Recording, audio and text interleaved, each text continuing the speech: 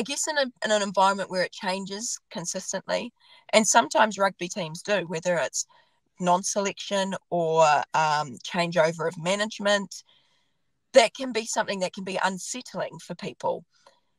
And how you adapt to that new environment or to that new structure can be a massive challenge in itself.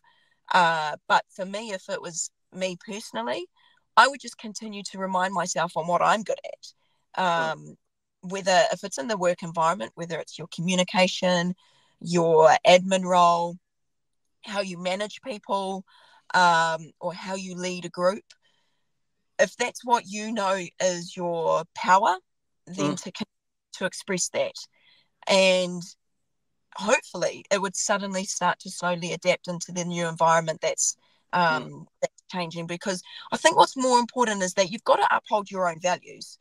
And what your values are in your life is far more important than an environment that's around you. You can't drop your values to suit other people. Because what you hold in yourself, close to your heart, represents who you are as a person, represents you as a human being or a work person, a businesswoman, businessman.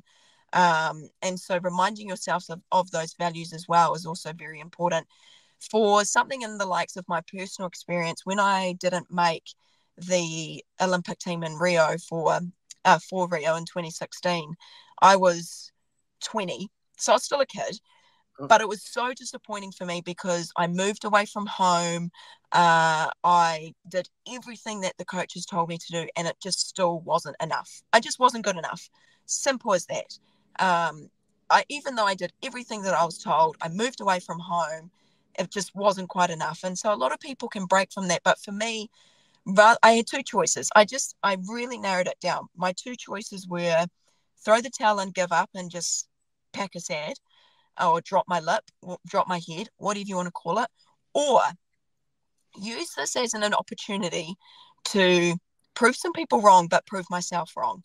Because after that, I instantly thought, well, I'm just not good enough to be in this team anymore. But then I kept reminding myself, but I've had this dream since I was 5 years old to win a gold medal at the Olympic Games. And I'm not letting one person break that dream for me. No way is that happening. And so me being the stubborn, hardworking person that I am, I went and played more rugby. I trained harder than anyone during the pre-season. So come pre-season, I was fit. And then when I went to Dubai in 2016, which was ultimately going to be my last tournament in the black jersey because I wasn't contracted for 2017 at that time, my mindset was that this is your last tournament in the black jersey, so make it your best one. Make it unforgettable. Make it so people go, wow, who's Michaela Blyde? Who was that person? Because she played amazing. And so after that tournament, I scored 10 tries and I won player of the tournament. And since then, I've just continued to blossom. And so I guess it's a mindset thing. It's a value thing. It is also a thing where you've got to really find that dark place in you where you've got to really dig deep and work hard and show that work ethic. But my main message would be to remind yourself who you are as a person, hold those values, and be confident in your strength and your ability that you have. Last question. I'm not going to ask you who your favourite rugby player is or your league. So you can't say rugby or rugby league. Okay. Who is an athlete that you look up at, and can be international, can be Kiwi, that you go, yeah, that I actually make it a current one to make it more interesting. That New Zealand or international, you go, and it can't be rugby, that you go, damn, I love that athlete. I've got to watch that person, or I've got to watch that team.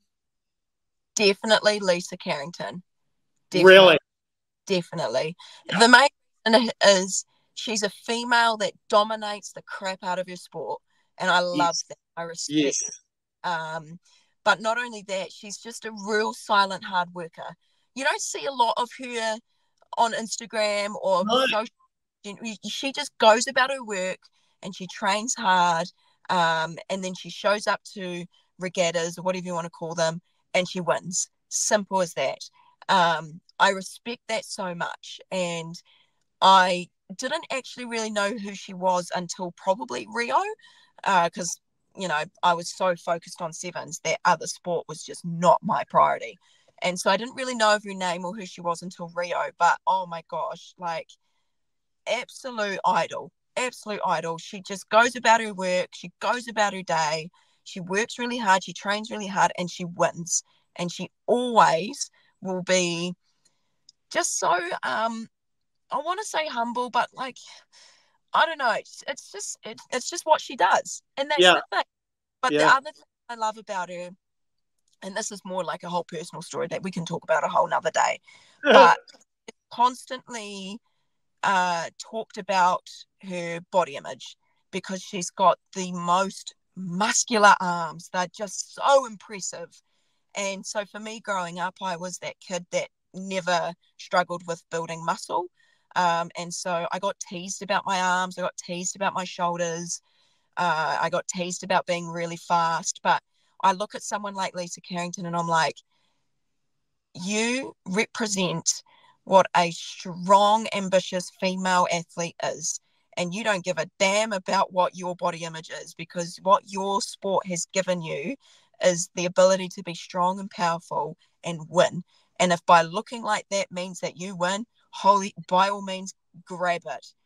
Absolutely be proud of it. And I think that's quite powerful for Lisa, for someone who's a female playing, participating in a sport that expresses a lot of strength in the upper body. And so I'm also someone who is a massive advocate for body image in females, whether they play sport or not. So I really look up to her for being someone who represents that part of female body image with pride. So yeah, that's definitely another reason. Michaela Blyde, thank you so much for your time today. No worries. It's been cool. I love the questions. They were great.